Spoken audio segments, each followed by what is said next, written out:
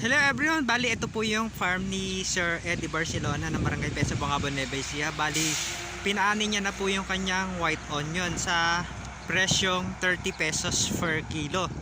Sa reject siguro po kalahati, 15 pesos.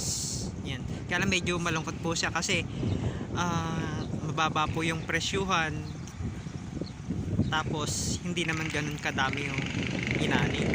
Yan po yung mga kadalasang kinalulungkot po ng mga onion farmers kasi malaki po yung nagiging gasto sa pag-aalaga pero pagdating ng anihan mababa yung presyo. Yan. Ito po, ito yung example ng good na nakalagay sa red bag. Ayan.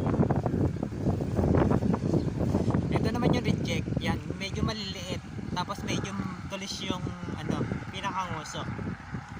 Ito good.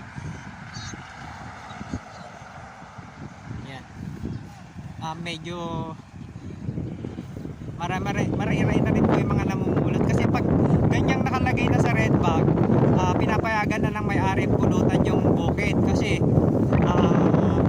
nakasinop naman na po yung sibuyas. Tapos para naman magkaroon din ng kita yung mga namumulot sa bukid kasi yung iba sinasabi nila pang stock, tapos yung iba naman sabi nila pang benta.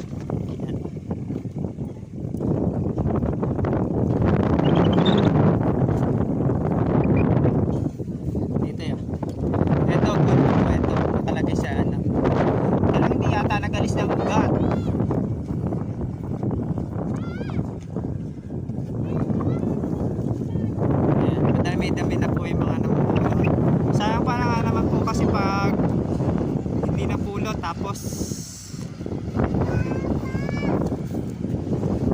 ilang days lang papaano kasi ito parmol, pwede na ulit taniman ng